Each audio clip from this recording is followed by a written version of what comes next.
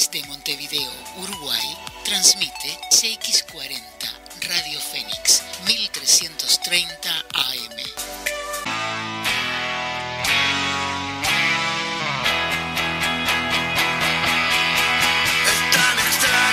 A dos toques, donde todo tiene que ver con todo. Deportes, cine, gastronomía y un acercamiento a lo sagrado. Viernes, 21 horas. Conducen Fernando Gio Bogliolo y Germana Quistapase.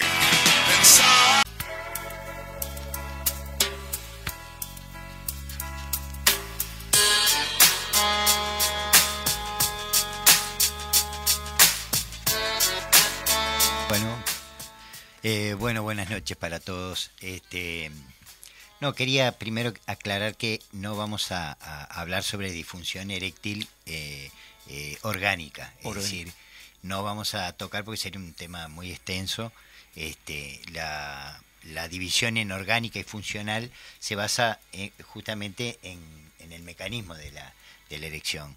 La erección es un fenómeno que se produce por la llegada de sangre a los cuerpos cavernosos, que son estructuras en el pene como una esponja, para hablar bien sencillo, que ingresa la sangre por una apertura de una especie de compuerta, por imaginarlo de alguna manera, que radica básicamente en músculos que están en la pared del vaso sanguíneo. Cuando esos músculos se relajan, entra la sangre, 5 veces más sangre de la que entra en estado de reposo, y entonces se produce la ingurgitación de sangre de ese tejido. Por otra parte, las venas que están en la periferia de esas estructuras, de esa especie de relleno del pene, digamos, se colapsan porque tienen una pared mucho más blanda.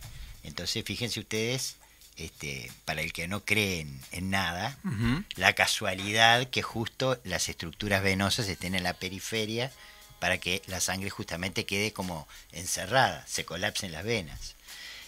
Cuanto más sangre entra, más se colapsan las venas y más erección hay. Por eso cualquier hombre habrá notado que cuando la erección no es completa es mucho más fácil que se venga abajo, por decirlo de alguna manera sencilla, ¿verdad? Sin embargo, cuando hay una erección plena es mucho más duradera y más segura, por decirlo así. Esa sangre que llega y esas compuertas que se abren operan por un mecanismo nervioso, o sea, por un sistema nervioso. Pero ese sistema nervioso no es el sistema nervioso de nuestro cuerpo para afuera, que es voluntario, operado por la corteza cerebral, sino que es un sistema nervioso automático, por estructuras neuronales también, pero que no responden a nuestra conciencia. Y ahí es cuando entra el problema de la disfunción eréctil psicológica o psicógena, porque el individuo, cuando está en estado de ansiedad, se genera un aumento del tono de uno de los brazos de ese sistema nervioso automático, inconsciente, involuntario, y entonces en esa pulseada que están jugando el simpático y el parasimpático, que son los dos brazos de ese sistema nervioso automático, predomina justamente el que produce el cierre de las compuertas, que es el simpático. Es bastante antipático, por cierto. Sí, más bien. Por cierto. Medio contradictorio.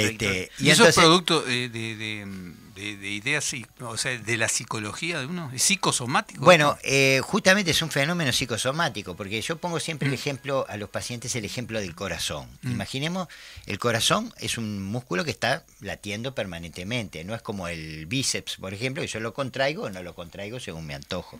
El corazón está permanentemente contrayéndose. Entonces no me sirve un mecanismo como el de una llave bipolar que yo prendo o apago. Le mando impulso de que sí o le mando impulso de que no se contraiga el músculo.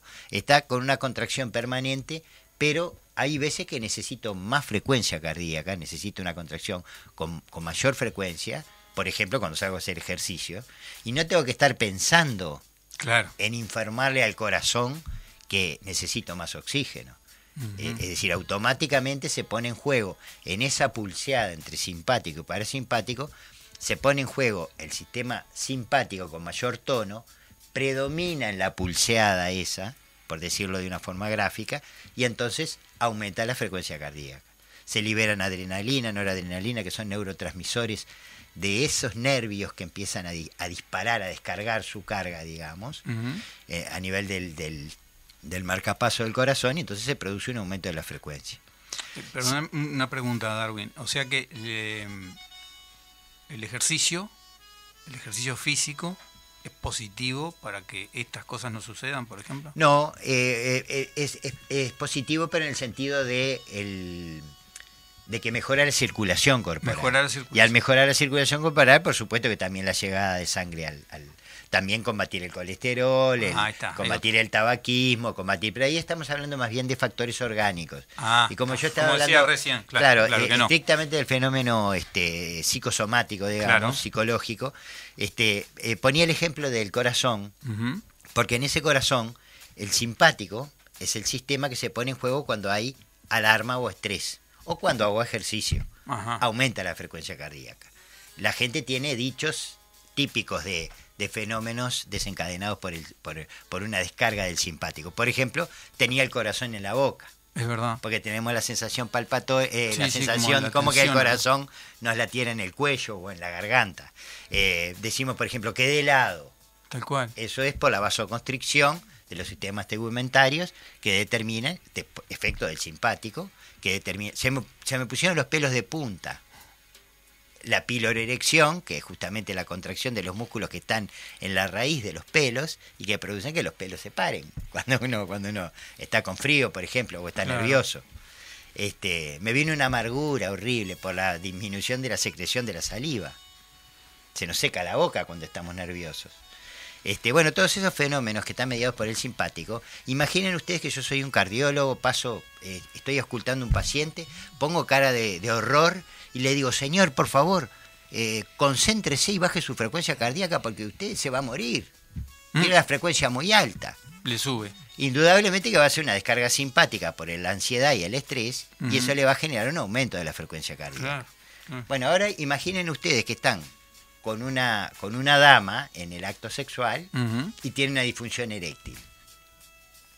Evidentemente que van a tener una descarga de estrés importante, un aumento del tono simpático, y las compuertas esas vasculares, esos musculitos automáticos que no dependen de nuestra voluntad, van a hacer exactamente lo contrario de lo que nosotros queremos con nuestra mente.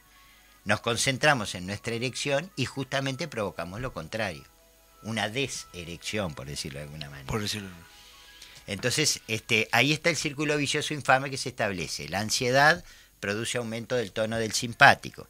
El aumento del tono del simpático produce, a nivel de las arterias cavernosas que le llevan la sangre al pene, una vasoconstricción. Por lo tanto, entra mucha menos sangre. La sangre que entra se va escapando. La erección no es buena, nos genera más ansiedad. Y ahí empezamos el círculo vicioso de nuevo. Ansiedad, aumento del tono simpático, disfunción eréctil, mayor ansiedad. Pero como si eso fuera poco, el simpático es el sistema mediador de la deserección, pero además de la eyaculación. Entonces se genera un nuevo problema, que es la eyaculación precoz. No existe ningún factor orgánico que determine que un individuo tenga una eyaculación antes del tiempo. Se produce justamente muchas veces por esa ansiedad. El individuo tiene una semierección, se apura la penetración esperando que con el acto sexual y la estimulación de los genitales tenga una buena erección, y tiene una eyaculación precoz. Más frustración todavía para la pareja, ¿verdad? Como que hay extremos. Seguro. Y además se produce una frustración total del individuo, genera mucha más ansiedad en ese y en próximos relaciones sexuales. Entonces el individuo empieza a creer que tiene un problema orgánico, y su pareja que tiene otra mujer o que no le resulta atractiva o lo que fuere, y entonces se genera una frustración de la pareja que va increciendo, es decir, cada vez notamos más dificultad en el problema de la erección. ¿Y qué solución hay para eso a nivel médico? Bueno, justamente la solución no es palmarle la espalda de una pastilla de una medicación para la disfunción eréctil, aunque la recomendamos. ¿Qué pastilla? Por ejemplo, de tadalafil o sildenafil, que son medicamentos que producen justamente una potenciación de la vasodilatación, ¿verdad? Mediada por el parasimpático.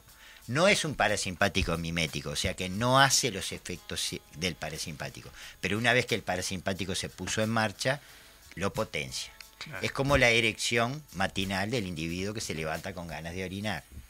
A todos nos ha pasado Sí, por supuesto. levantarnos con ganas de orinar, una descarga parasimpática, en la pulseada predomina el otro, y terminamos de orinar y se terminó la erección. Bueno, Y no es por un estímulo sexual, ni por un sueño erótico, ni por ni nada por el estilo. para la audiencia, estamos en cualquier mensaje que quieran enviarnos, estamos en 099-26-26-60. El teléfono de línea 2409-0837, aquí en la mesa de trabajo. Ahí está. Y nos escuchan siempre por la app de la Play Store, Radio Fénix 1330 AM. Si usted la baja y ya le queda Ya está. en O el ponés celular. ahí radiofénix.uy, Directo, streaming. streaming. Montero, Sí. continúe. No. Por favor, discúlpela. No, está perfecto. El tema es cómo solucionarlo ese problema. Entonces les decía que no alcanzaba con palmearle la espalda al paciente y decirle, no, vos no te pasa nada, quédate tranquilo, tomate esta pastilla. Porque probablemente la carga de ansiedad, de estrés, supere el efecto del simpático, justamente, supere la potencial potenciación, valga la redundancia, del parasimpático que tengan los fármacos y no sean efectivos. Ajá. Entonces, lo ideal es primero que nada que el paciente tenga conocimiento de qué es lo que le está pasando. Claro. Y muchos de los radioescuchas que quizás hayan tenido una experiencia similar, ojalá haya sido una sola, pero muchas veces entraron en ese círculo vicioso y les cuesta salir, sepan que es posible salir. Y que lo más difícil es justamente no pensar en lo que los preocupa en el momento del acto sexual, que es la erección. Es decir, no pensar en la erección. Claro. Ese es un ejercicio, podríamos decir, conductista de la psicología, que nos permite, en primer lugar, potenciar más nuestro parasimpático. Estar tranquilos, digamos. Claro. No pensar en eso.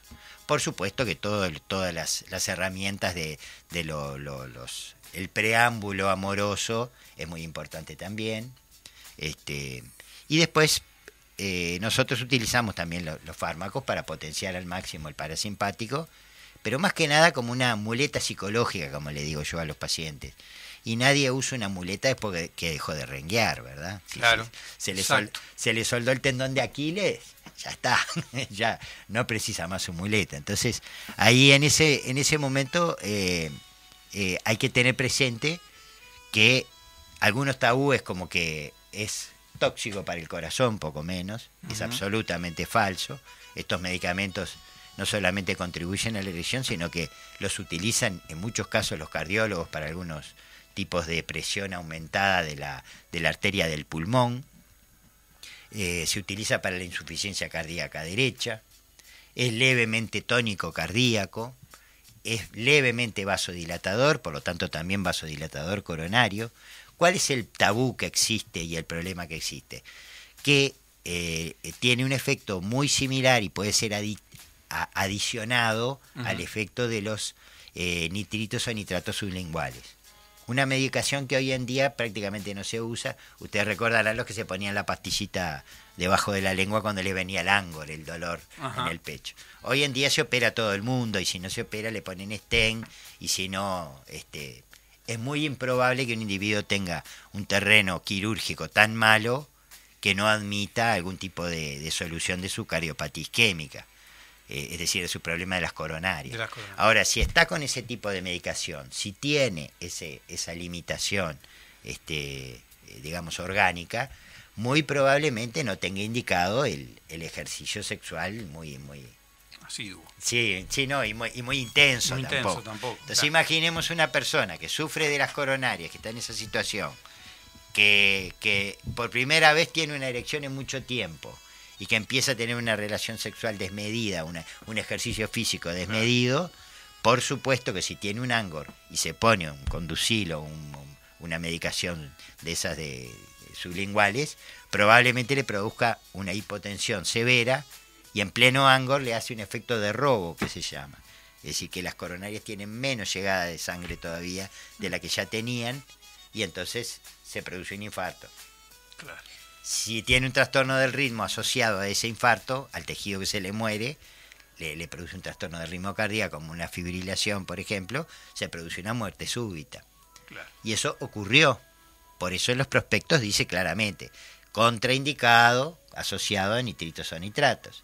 Y los médicos de las emergencias móviles y eso, tomó algo para esto, para lo otro, y eso generó en la población, pero un fenómeno del Río de la Plata, porque yo hablaba con un jerarca cuando se hizo el lanzamiento del sildenafil en nuestro medio, en el año 98, y nos decía que era un fenómeno del Río de la Plata, que en otras partes del mundo no ocurría.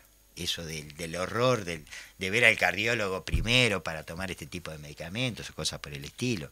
No es así y se pueden tomar con bastante tranquilidad. Por supuesto tienen... ¿Fenómeno específico del Río de la Plata? La gente Sí. somos de pensar de una forma. En Argentina y en el Uruguay. Increíble. Que yo pienso, si no, irá un poco por el lado de la fábula de la zorra y las uvas, ¿no? Claro, cuando apareció en el año 98 salía 100 pesos cada comprimido, 100 y algo cada comprimido. Entonces era carísimo, carísimo. Claro. No sé, como que ahora dijéramos 200, 300 pesos más o menos, ¿no? Claro. Entonces mucha gente no podía acceder a eso. Entonces, claro, nosotros no teníamos las muestras y nos las sacaban de las manos. Porque Te entiendo, claro. Las que nos sobraban. Sí, usted como doctor tiene que probarlo. Acá tenemos, doctor de Darwin Montero, tenemos una pregunta acá de un oyente muy particular. Sí. Se llama Mariota de apellido. Sí. Gran Dice, oyente del programa. Sí, el exceso de erección tiene contraindicaciones, dice. Saludos de Colonia del Sacramento. Bueno, este hombre, Mariota, ya tiene exceso Eusebio Mariota. Eusebio Mariota. Sí. Sí. Hay exceso es amigo de la casa. Sí. No, lo que sí existe es y esto es en serio, es una enfermedad que se llama priapismo. Claro. Que es justamente la erección mantenida dolorosa, más allá del tiempo prudencial, ¿no? De una erección. Y eso puede ser es una emergencia médica, ¿verdad? Ajá. Requiere una consulta. Pero no se ha visto una mayor incidencia de priapismos vinculados al consumo de estos medicamentos. Si tuviera que dar un consejo como para ir cerrando hoy, que son las 22:09. Consejo, una opinión, no pensar en el momento, sentir y no pensar. Como confiar en uno mismo, ¿no? Confiar en el cuerpo, ¿puede ser? Sí, confiar no tanto en darse tanta la manija. Y confiar en el vínculo, más que en el cuerpo, porque los vínculos pueden ser por distintos... Acá tengo está haciendo cara porque se ve que se está acordando. Al amigo Maciel que está haciendo macacada. Seguro. Sí. Se aprovechan de mí porque no tengo el micrófono a mano. Sí. Siga, doctor, con su brillante exposición. Pero queda entonces bien claro para la audiencia. Piense menos, que las cosas salen igual.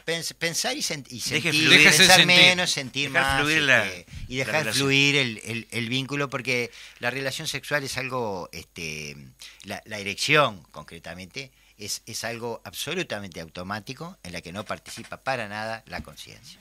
Muy bien, perfecto. Damos cierre entonces a Tenemos un saludo para el doctor dale. de Edgardo País. Un especial saludo. Casi nada lo del ojo. Mandó un y mensaje. Lo tenía en la mano. Tenía un par de preguntas, pero dice que para otra oportunidad. Muy bien, va a haber otra oportunidad. Va a haber, por Esto supuesto. lo vamos a seguir. Uno de los responsables de que yo esté aquí.